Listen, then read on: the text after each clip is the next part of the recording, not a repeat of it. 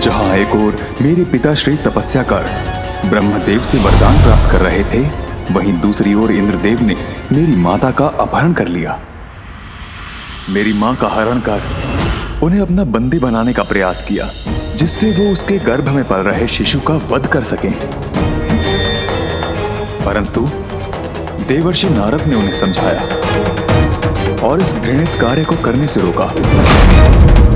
अपने संभावित पाप कर्म से भयभीत होकर देवराज ने माता देवी लीलावती को देवर्षि नारद के पास ही छोड़ दिया। मां अपनी होने वाली संतान को लेकर चिंतित थी, इसलिए देवर्षि ने उन्हें अपने ही आश्रम में शरण दी, जहां दिवस हो या रात्रि मात्र श्री हरि नारायण का नाम ही जपा जाता है और भजनों में उन्हीं की लीलाओं का वर्णन होता है। सौभाग्य से मां के गर्भ में ये सब सीखने वाली संतान मैं था। तुम जग के स्वामी जगपाल हो, तुम हो भोर विष्णु तुम रात हो, अंता भी तुम अनंता भी तुम, निर्बल सबल सबके नाथ हो। नारायणा नारायणा हरि माधव मृणाला नारायणा।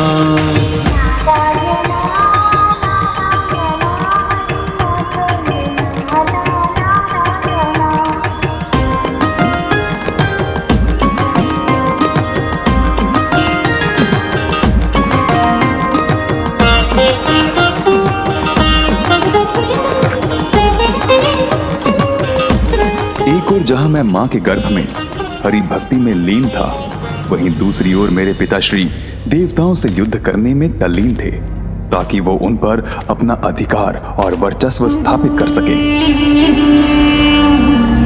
असुरराज हिरण्यकश्यप की जय! असुरराज हिरण्यकश्यप की जय! असुरराज हिरण्यकश्यप की जय! असुरराज हिरण्यकश्यप की जय! असुरराज हिरण्यकश्यप की जय! इसके पश्चात मेरे पिताश्री वैकुंठ पहुंचे, ताकि वो प्रभु श्री नारायण को चुनौती देकर वहां भी अपनी प्रभुता स्थापित कर सके। चलिए श्री हरि को चुनौती देने वैकुंठ गया था मैं, किंतु वो वहां से भाग गया। अवश्य ही मेरे वरदान के विषय में जानकर कहीं छुप गया होगा वो।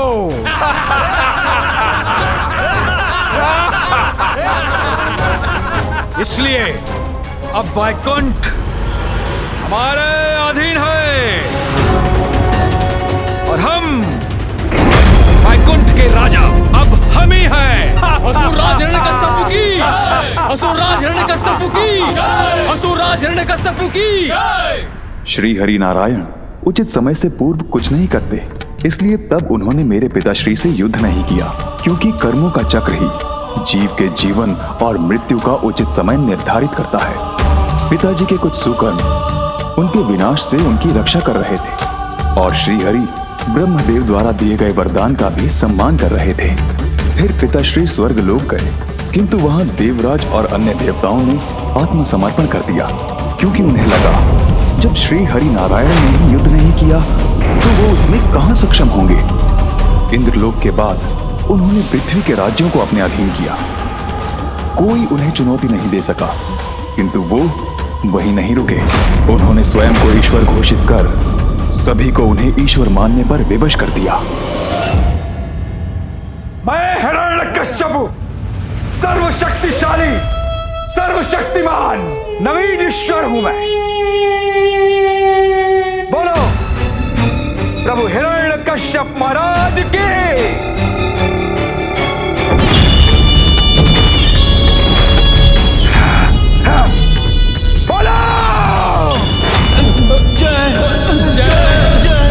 पिताजी माता और मुझे देवर्षि नारद के आश्रम से लौटाकर ले गए, जहां एक ओर वो सभी को अपनी भक्ति के लिए विवश कर रहे थे, वहीं मैं सदैव हरि भक्ति में लीन रहने लगा। ओम नारायणाय नमः, ओम नारायणाय नमः, ओम नारायणाय नमः, ओम नारायणाय नमः, ओम नारायणाय नमः, ओम नारायणाय नमः, ओम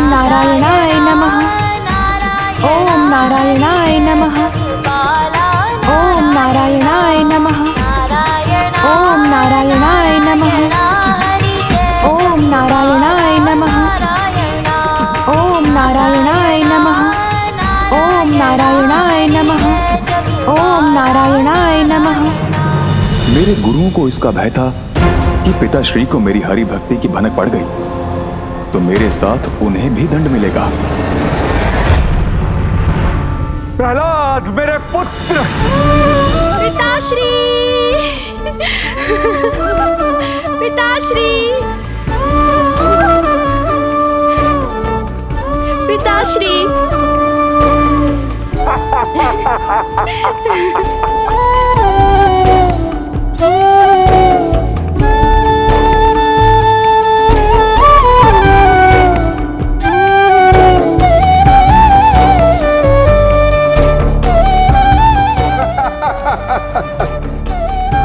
पुत्र, अपने सुमधुर स्वर में वेदों का सार बताओ। पिताजी, वेदों का ज्ञान तो सहज है। धर्म के पथ पर चलना, उचित कर्म करना और त्रिलोक के स्वामी श्री हरि विष्णु, जिनसे संपूर्ण संसार गतिमान है, उन्हीं की आराधना करना हमारा धर्म है। वो सदैव अपने भक्तों की रक्षा करेंगे।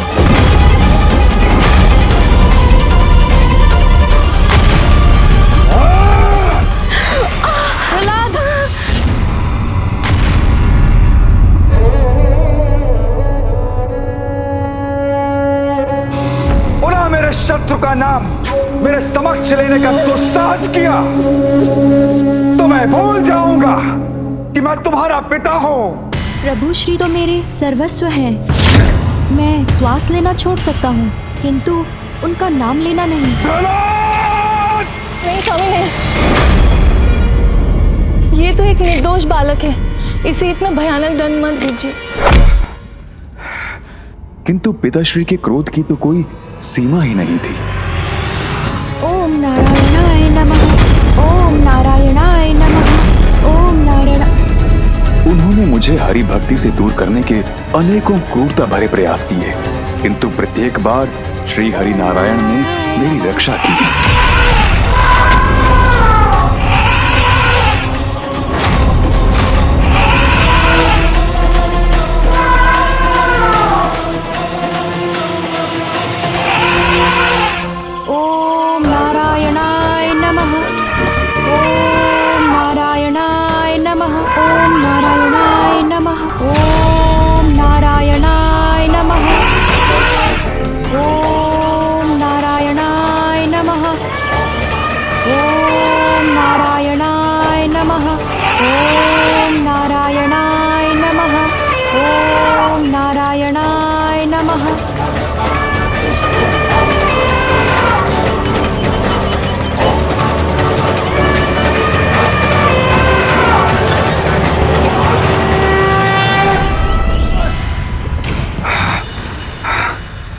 मेरा पुत्र नहीं, शत्रु है और आज मैं तुम्हारा वध करूंगा। असुरों में सर्वोच्च अवश्य हैं आप, किंतु जन्म और मृत्यु आपकी नहीं, श्री हरि की इच्छा से होते हैं। मेरी मृत्यु संभव है, तुम्हारा हरि मुझे नहीं मार सकता, कोई मुझे नहीं मार सकता, किंतु मैं किसी को भी मार सकता हूँ। तो क्या तुम्हारे श्री हरि मुझसे भी तुम्हारी रक्षा करेंगे? अवश्य। श्री हरि, श्री हरि, श्री हरि। दिखो, मुझे तो नहीं दिखते तुम्हारे हरि। कहाँ है वो? अगर तुम्हारी रक्षा करने आए हैं तो कहाँ है वो? बोलो, दिखाओ मुझे, कहाँ है वो? प्रभु नारायण हरि तो सर्वत्र है पिताश्री, कोई ऐसा स्थान नहीं जहाँ वो नहीं हो।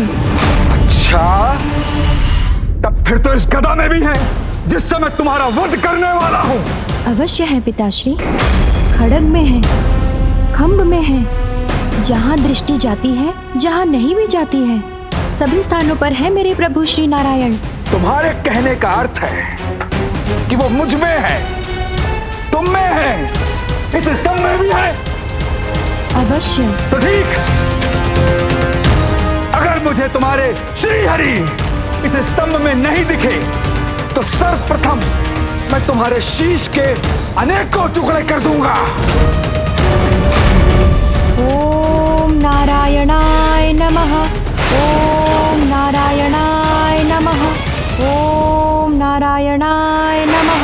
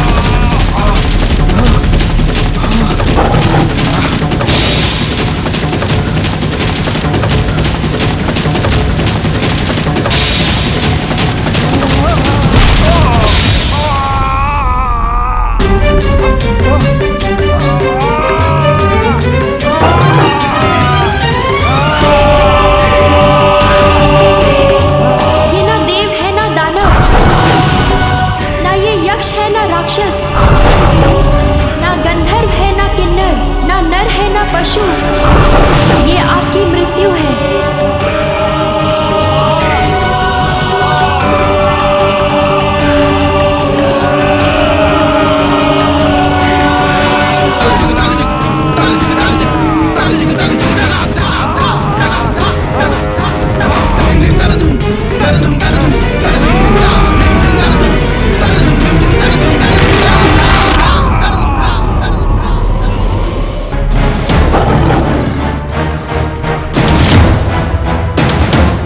ना भीतर ना बाहर, ना आकाश ना पाताल, ना जल में ना थल पर, ना दिवस है ना रात्रि है। ये स्थान और ये पल दोनों आपकी मृत्यु के लिए है।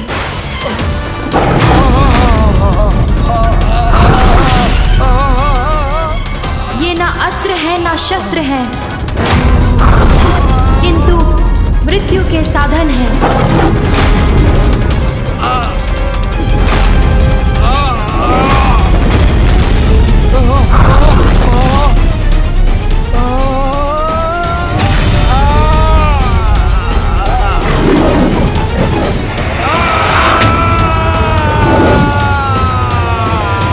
ओम श्री हरि।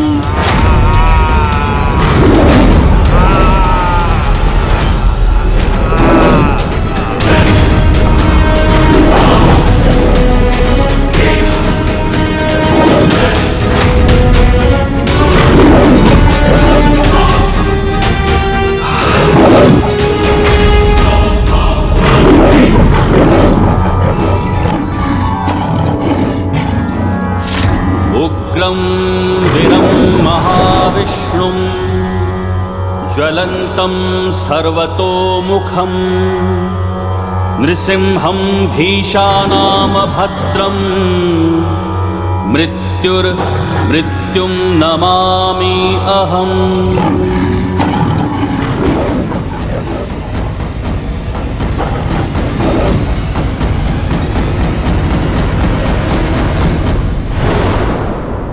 अनुज अंधकासुर नरसिंह रूप में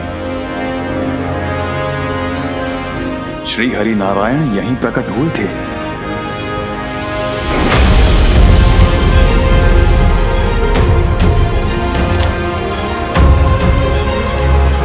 अनुज अंधकासुर, अभी भी समय है, सुधर जाओ, क्षमा मांग लो श्री हरि नारायण से।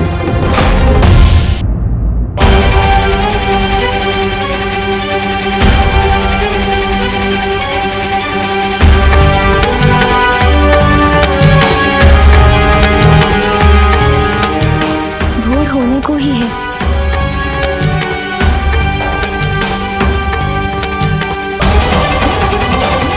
नहीं आए असुर, अर्थात आपके शब्द सत्य हुए श्री गणेश जी। अंधकासुर समझ चुका है कि उसकी विजय संभव नहीं है। युद्ध करने के लिए उसकी सेना शेष कहां रही? कौन करेगा उसके लिए युद्ध? प्रतीत होता है वो किसी भी क्षण बाहर आएगा और अपनी पराजय स्वीकार कर लेगा। यदि आपके वचन सत्य हुए तो यह अति उत्तम होगा, किंतु मेरे अनुसार हमें अभी भी सावधान रहना चाहिए।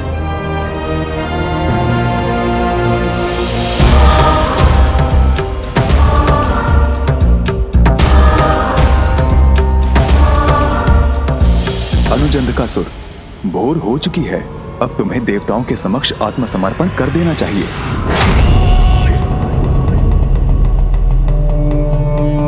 ज्येष्ठ प्रहलाद, आपको जो कहना था आपने वो कह दिया। अब मैं वो करूंगा जो मुझे करना है। अब तो मेरे पास और भी बड़ा कारण है देवताओं से युद्ध करने का। प्रतिशोध! अपने पूर्वज महानतम असुरराज हिरण्यकश्यप के निर्बल वध का प्रतिशोध। अब देवासुर संग्राम भी होगा और असुरों की विजय भी अवश्य होगी। देवताओं को कदाचित ज्ञात नहीं कि इस बार मैं उनके लिए क्या उचित प्रबंध करने वाला हूँ। ज्ञात रहे, अंधकासुर हूँ मैं, अंधकासुर हूँ मैं। ओम भीमाय नमः।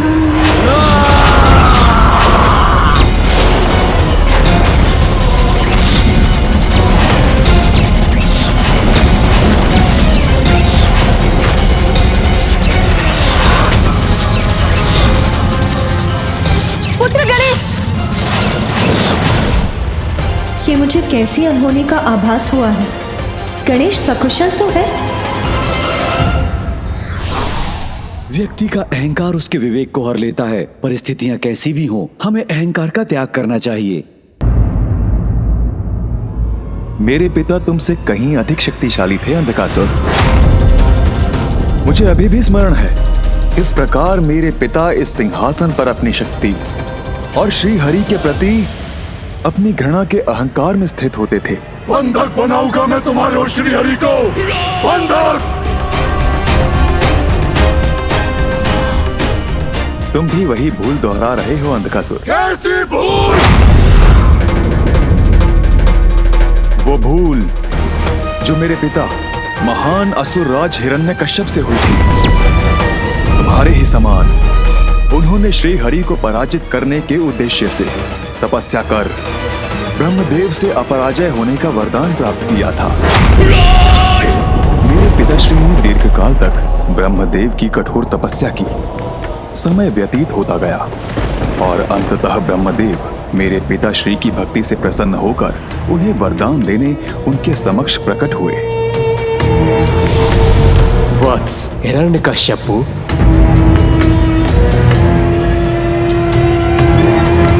प्रणाम ब्रह्मदेव। तुम्हारे तप से प्रसन्न हुआ मैं।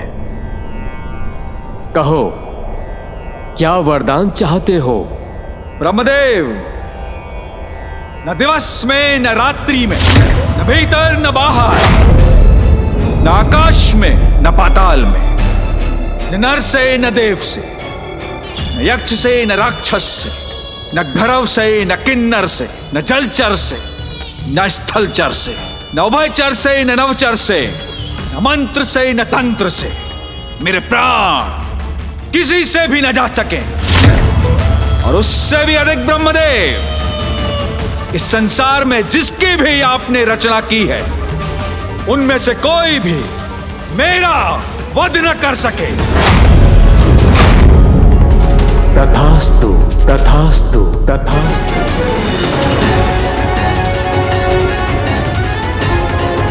जहां एक ओर